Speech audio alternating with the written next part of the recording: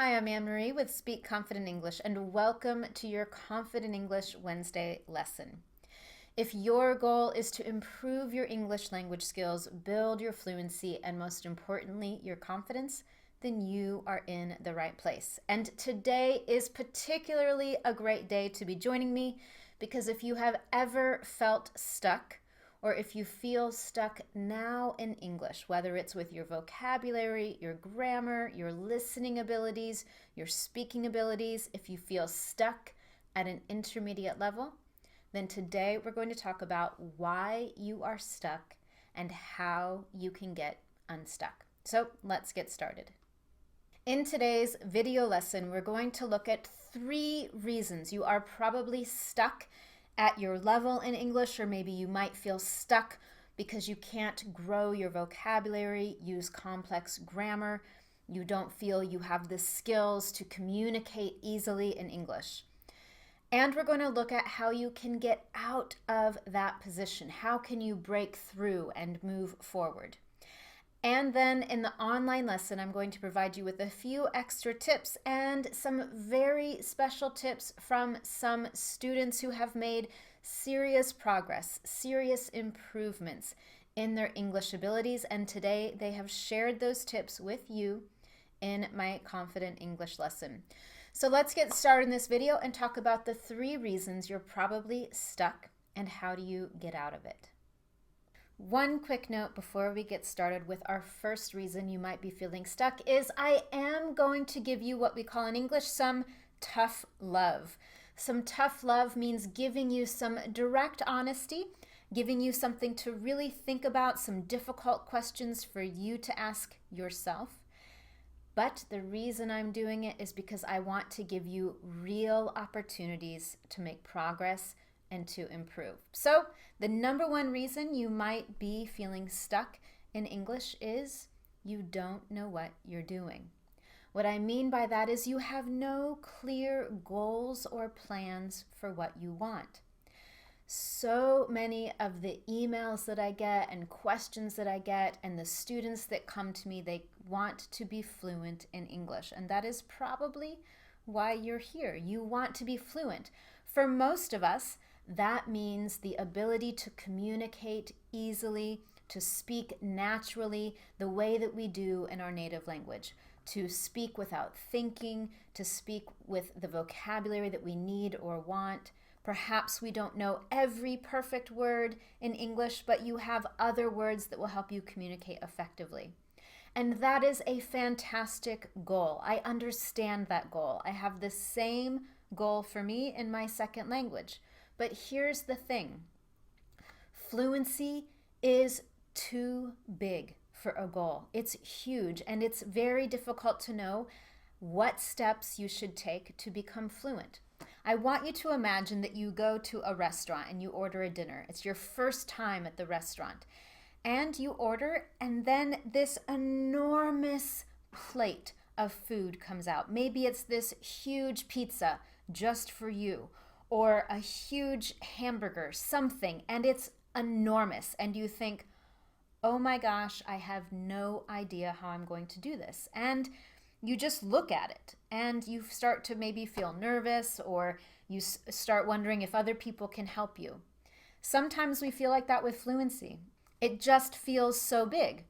Of course, with a plate of food, you simply get your fork and your knife and you start cutting small pieces, and one by one, with little bites, you eventually eat that meal. Well, that's what we're going to do with your fluency goal.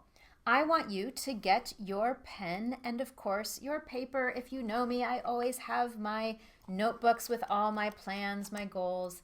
I want you to have the same. So at the top of a piece of paper, you can write fluency. That can be your big goal. But I want you to make a list of all of the things you want to do in English. What are the things in English that will make you fluent? Is it communicating more easily with your international colleagues on the telephone? Is it traveling to international conferences and being able to have small talk, to talk about your products or services with other people more easily in English? Or going to a conference where you present your research, your work? Does it mean being able to travel and interact and talk with other people who are also traveling, or maybe it's in an English-speaking country? Is it talking with your neighbors and people who live close to you if you've moved to an English-speaking country? Whatever it is, no matter how many things are on your list, write them all down, because those are the things that we can accomplish. We can make plans for those specific goals, and when you start to reach those, you are building your way toward fluency and you're getting unstuck. So once you make your list, and you can see here I have my long list for 2017, I want you to look at your list and decide, what are the 3 top priorities? What are the 3 things you want to do in English the most? What will make your life easier? What will help you grow your career? Maybe get a new job. What are the things you need to do now? Then, when you have your top 3, choose one, and for the next 30 days, create a plan to help you achieve that specific goal. If your first goal is to communicate more easily on the telephone, then for the next 30 days, focus your energy, focus your time on the things in English that will help you do that. Whether it's practicing key expressions, practicing on the telephone with someone, which you could do with a one-on-one English teacher, you could do in a classroom or with a language partner. Whatever it is, choose one thing from your list and do it for the next 30 days. Then, after 30 days, go to your next goal. In 1 year, after 12 months, you will have accomplished 12 big steps, which will help you grow your fluency, which will help you break out of feeling stuck, and it will help you advance your English. Now let's move on to reason number 2, the honest truth, because it's closely connected to number 1. Remember, number 1 is you don't know what you're doing, so tough love. The honest truth for number 2 is you don't know why you're doing it. You're just doing it because you think you should. The problem is we give up. We get bored when we don't really know why, and we start to feel lost. We do a little bit of this, a little bit of listening, then the next day we do something else, and we keep trying different things because we don't know what we're doing and we don't know why we're doing it. So you've made your long list of what you want to accomplish. You've identified your 3 priorities. You've chosen one to work on for the next 30 days. And now I want you to think about why. Why are you going to do it? Why are you going to spend time? Is it going to make your life easier? Will it get you a better job, a better career, travel opportunities? Will you be able to travel for your company and represent your company in other locations? Why do you want it? So that is really important. In fact, I would say it's maybe the most important to know why you are going to spend your time, your energy on accomplishing these goals in English.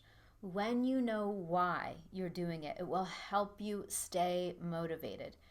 There are times when activities get difficult, life gets busy, things are hard, but if you remember why you want it, you will continue to work for it. So after you've created your list of what you're going to try to do in English, make sure that you identify why you want it and remind yourself of why you want it every day.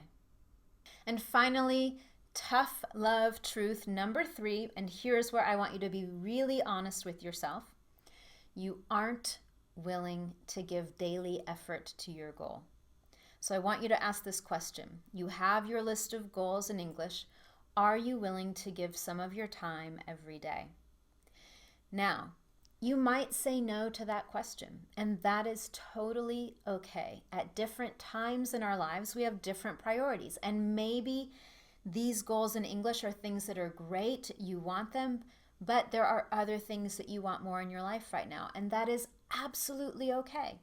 But if those goals in English truly are essential, if they are important to you, and you want to make significant progress, you want to really advance to the next level, you want to get out of feeling stuck, it does require some daily effort. So In the online lesson, I've given you some different ideas of what you can do every day. And as I mentioned, I have a fantastic list of ideas from students who have made real progress in English. I asked them the question, what is your number one tip to improve your English? And so they have shared their ideas with you so you can learn from each other, maybe find a new idea, a new way to accomplish your goals in English. But remember, it does take daily effort. If you remember your why, your motivation, the thing that you really want, that will help you keep your daily commitment. With that, thank you so much for joining me. Make sure that you go to the end of the lesson where I have a couple of challenge questions for you. I would love to help you achieve your goals. So if you make a list and you identify your 3 priorities, share them with me, share your plans so I can help you achieve that successfully. Thank you for joining me, and I look forward to seeing you next week for your Confident English Wednesday lesson.